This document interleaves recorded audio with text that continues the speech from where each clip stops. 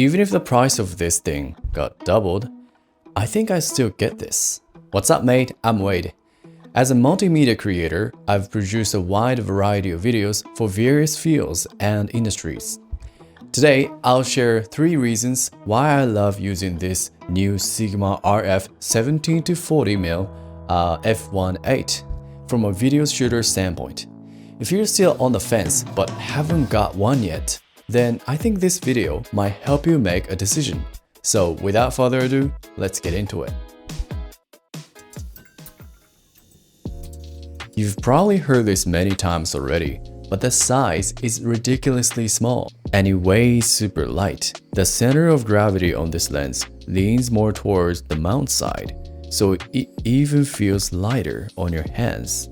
That comes in handy for anyone who wants to keep your setup as light as possible. It's a big plus for both handheld and gimbal shooters. Personally, my go-to camera is C70, so I don't want to add too much extra weight to it. I want to keep my setup as light as possible, so that is a big plus for me too. Now, this lens doesn't have any image stabilization, optical image stabilization. So you might be worried about micro jitters that comes from lighter setup, but it's okay because this lens have electronic contacts which precisely tell the camera which focal length it is set across the zoom range. So if you turn on electronic stabilization, you can stabilize your footage most of the time.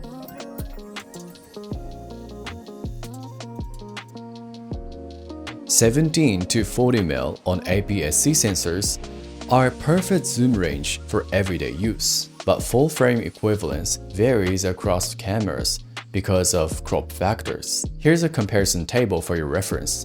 Pause the video if you want to take a look. In my experience, you can use this lens just like when you use classic 24 to 70 focal length. By the way, if you're a video shooter like me, you're gonna love this lens because the zoom ring is super smooth. It's cinema zoom lens quality.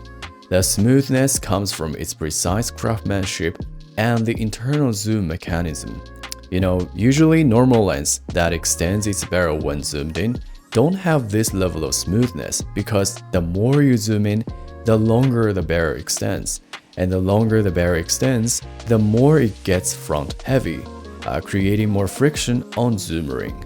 So it gets difficult to keep the zoom in smooth.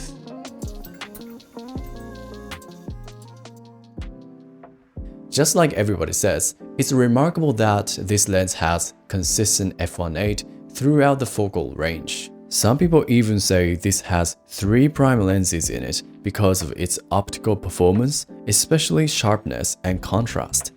I know for filmmakers out there, being really sharp is not really, welcomed, but in my experience, having more sharpness allows me to work more efficiently and more freely in post. I can decide if I get rid of sharpness, reduce the sharpness in post, and make it look organic or not, depending on the project. Also, I sometimes do VFX work too. For things like match move, computer want the image to be sharp enough for the accurate result. Plus, I often shoot in 2K for faster editing and saving storage purpose. So having more sharpness and contrast in a limited 2K resolution is important.